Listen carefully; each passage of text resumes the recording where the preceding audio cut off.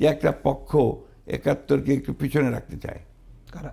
আছে কিছু, হয়তো কারো চেষ্টা করছেন, তা আমার মনে হচ্ছে। আমি এক্স্যাক্টলি আপনাকে ঠিক বলবো না, বলতে পারবো না, কিন্তু আমার কাছে মনে হয় যে ৭১কে পিছনে ফেলার একটা চিন্তাভাবনা কারো কারোর মধ্যে থাকতে পারে।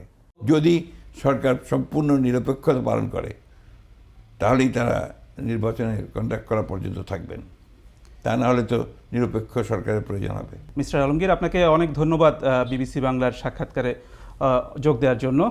কেমন আছেন আপনি? ভালো, ভালো, অনেক ভালো। প্রথমে একটু নির্বাচন দিয়ে শুরু করতে চাই। সম্প্রতি আপনি একটি সংবাদ সম্মেলনে বলেছেন যে এই বছরের জুলাই আগস্টের মধ্যে নির্বাচন অনুষ্ঠান করা সম্ভব।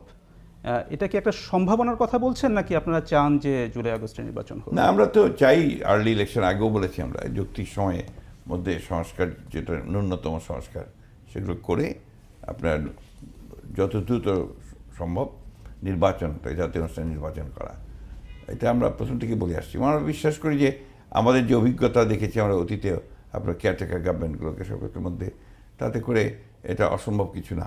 পসিবল যদি গভর্নমেন্ট চায় যে ইলেকশন তারা করবে জুন জুলাইয়ের মধ্যে, অগস্টের মধ্যে তারা করতে পারে। আপনারা কোনো সুনির্দিষ্ট সময় কি বলবেন যে আপনারা এই সময়ের মধ্যে নির্বাচন চান? আমরা সুনির্দিষ্ট সময় ওইভাবে বলতে চাই না, এই জন্য তাতে তো লাভ হবে না, কারণ গভর্নমেন্টকেও চাইতে হবে, আলাদা পলিটিক্যাল পার্টিসদেরকেও চাইতে হবে, সবাই মিলে আমরা মনে করি যে একসাথে বলে ভালো। তবে আমাদের দিক থেকে আমরা মনে করি যে এটা কোনো অসম্ভব কিছু না, এটা খুবই সম্ভব, এবং যত দ্রুত হয় ততই দেশের জন্য মঙ্গল। কিন্তু আপনাদের কোনো ডেডলাইন বা ডেডলাইন কিছু নেই? আমরা দেইনি এখনো।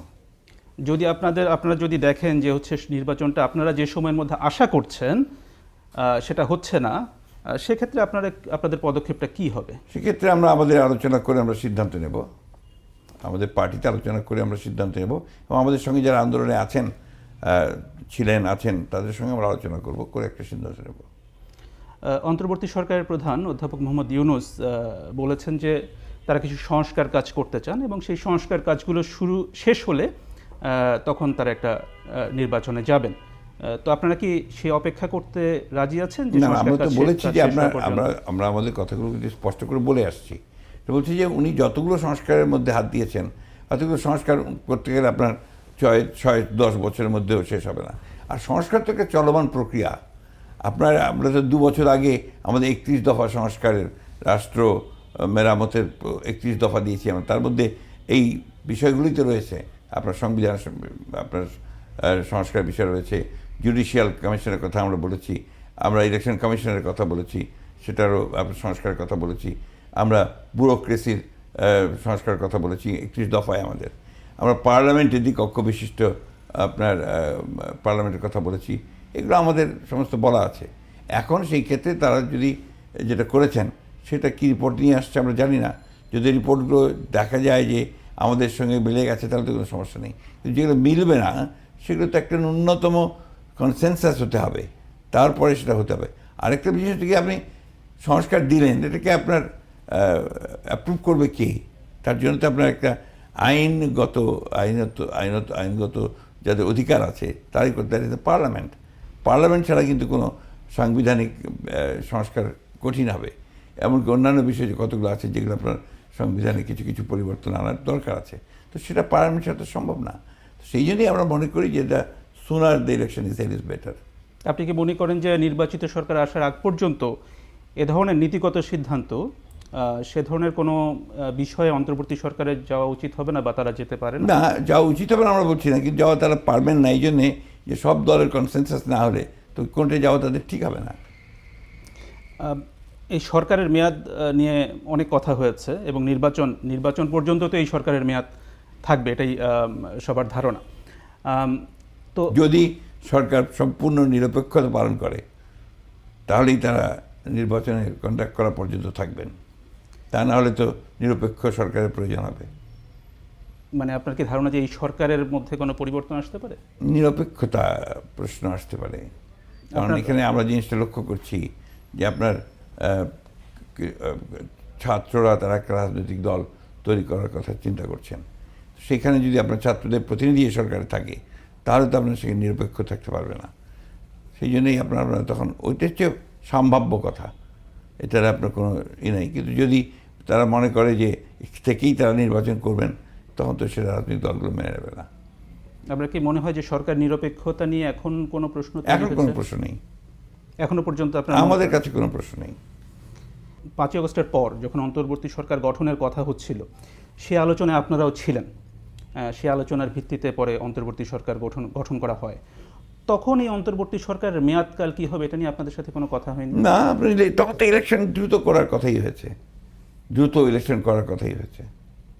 দ্রুত বলতে কোনো ধারণা, সময়সীমা না, কিছু নিয়ে কথা সময়সীমাকে হয়নি? নির্ধারণ করা হয়নি, তখন তো সেই সুযোগ ছিল না।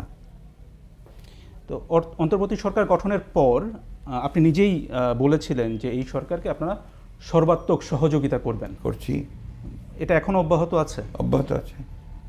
কোনো ওনারা যখনই ডাকেন তখনই আমরা যাই, কথা বলি। না ডাকলে তো যাওয়া যায় না, তারপর আগবাড়িও কথা বলি। আমরা যেগুলো মনে করি যেগুলো করা উচিত সেগুলো তাদেরকে আমি জানাই। And we are cooperating. আমরা এখন পর্যন্ত সরকারের বিরুদ্ধে কিন্তু কোনো আন্দোলনও করিনি, কথাও বলি না কোথাও। তবে দু একটা ভুল ত্রুটি তো একটু দেখিয়ে দিতেই হয়। শুরু থেকে আপনাদের সাথে সরকারের যে সম্পর্ক, অন্তর্বর্তী সরকারের যে সম্পর্কটা ছিল, এখনো কি তাই আছে নাকি এখানে কোনো না, আমরা দূরত্ব তৈরি মনে করি হয়েছে? যে তাই আছে। একটা বিষয় যে সরকারের বিভিন্ন পর্যায় থেকে প্রায় সময় একটা বিষয় বলা হয় যে তারা যে সংস্কার কাজগুলো করছেন বা করতে চাচ্ছেন তার একটা উদ্দেশ্য হচ্ছে যে যে যে ধরনের একনায়কতান্ত্রিক বা স্বৈরাচারিক সরকার তৈরি হয়েছিল সে ধরনের একনায়কতান্ত্রিক ব্যবস্থা যাতে আর বাংলাদেশে তৈরি না হয়। আপনার কি মনে হয় এর দ্বারা আপনাদের দিকে ইঙ্গিত করা হয়? কোনো মতেই না, কারণ আমরা কখনোই স্বৈরতান্ত্রিক ছিলাম না। আমরা সবসময় গণতন্ত্রের পক্ষে ছিলাম। আমরা গণতন্ত্র এখানে মাল্টি পার্টি ডেমোক্রেসি আমরাই নিয়ে এসেছি। একদলীয় শাসন ব্যবস্থা শেখ মুজিবের, সেখান থেকে transition two multi party system তো জিয়াউর রহমান সাহেব করেছেন। আপনার মিডিয়াকে, গণমাধ্যমকে মুক্ত করা আমরাই করেছি। আপনার পার্লামেন্টারি ডেমোক্রেসিতে আমরাই নিয়ে এসেছি। কেয়ারটেকার গভর্নমেন্ট সিস্টেম আমরাই চালু করেছি। আপনি প্রত্যেকটা দেখেন।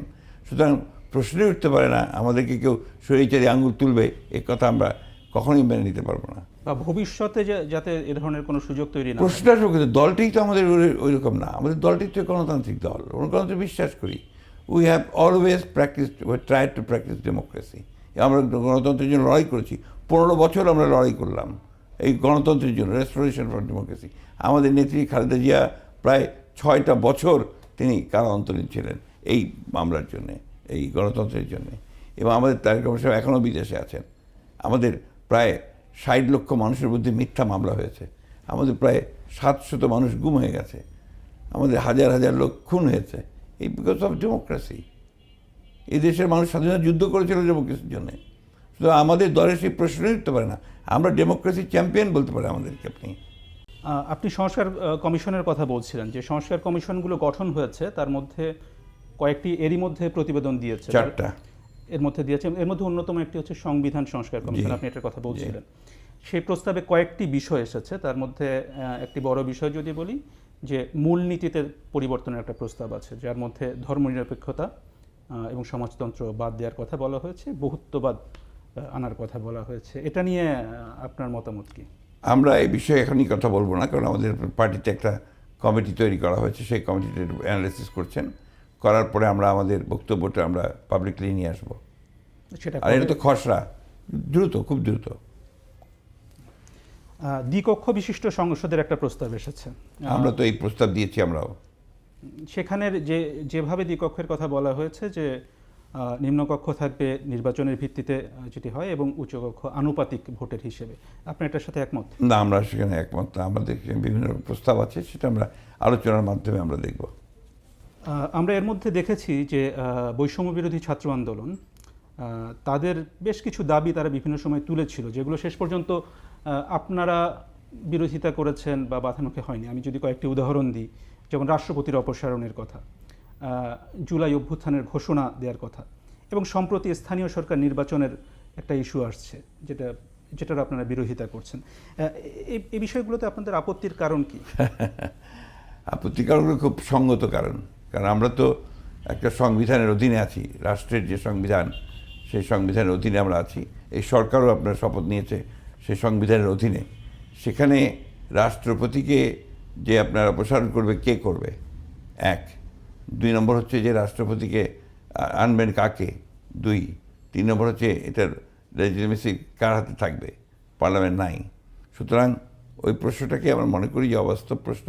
আর যেখানে ওটা কোনো ক্রাইসিস ছিল না, ওই ধরনের কোনো ক্রাইসিস তৈরি হয়নি, সেটা আমরা মনে করছি এটা একটা ক্রাইসিস তৈরি করা নতুন করে। আমাদের সামনে এখন একটাই মূল সমস্যা, সেটা হচ্ছে যে আপনি নির্বাচন অতি দ্রুত করে ফেলা, একটা নির্বাচিত সরকারের হাতে ক্ষমতা দেওয়া। এটা তো আপনার the essence of democracy.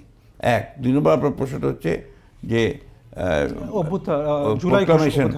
Proclamation বা ডিক্লারেশন ব্যাপারটা যেটা আসছে, এটা আমাদের সঙ্গে কোনো আলোচনাও করা হয়নি আগে, আমরা জানি না এটা। আর এই 5 মাস পরে এই ডিক্লারেশনের কোনো যুক্তি থাকে, রেট্রোস্পেক্টিভ ইফেক্ট দেবেন। এটা কি আপনার ওই সরকারি কর্মকর্তাদের চাকরি ফিরিয়ে দেওয়ার মতো ব্যাপারটা যেটা হচ্ছে যে যাদেরকে আপনার অপসারণ করা হয়েছিল ওই সরকারে আমরা এখন আবার তারা ফেরত পাচ্ছেন, তা না। এটা একটা অভ্যুত্থান, একটা আন্দোলন। সেই আন্দোলনের ডিক্লারেশন তখনই হওয়া উচিত ছিল ছাত্রদের। এটা ছাত্ররা যারা দিচ্ছে তারা দিতেই পারে, আমরা ওটা পার্টি তখনই হব যখন এটা সব জাতির প্রশ্নটা আসবে, তার মধ্যে টোটাল জিনিসটা কোনো আলোচনা না করি তো আমরা এটা করতে পারি না, প্রশ্ন উঠতে পারে না। যে বিষয়টা তারা বলছেন যে অভ্যুত্থান হয়েছে, একটা বিপ্লব হয়েছে, তারা সেখানে ছিলেন, নেতৃত্বে ছিলেন, তারা এখন সেটি দিতে চান।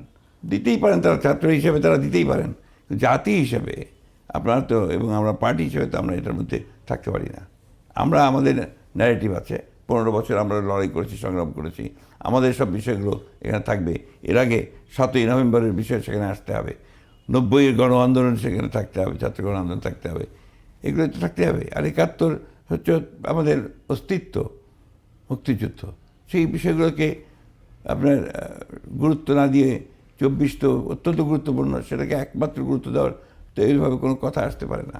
আপনার কি মনে হয় যে 71-এর বিষয়টি আপনি বলছেন যেটাকে গুরুত্ব দেওয়া হচ্ছে না, এটা কি? আমি এর আগেও বলেছি আপনাকে, আমার কাছে কেন জানি না মনে হয় যে একটা পক্ষ 71-কে একটু পিছনে রাখতে চায়। কারা আছে কিছু, হয়তো কারো চেষ্টা করছেন, তা আমার মনে হচ্ছে। আমি এক্স্যাক্টলি আপনাকে ঠিক বলতে পারবো না, কিন্তু আমার কাছে মনে হয় যে 71-কে পিছনে ফেলার একটা চিন্তাভাবনা কারো মধ্যে থাকতে পারে।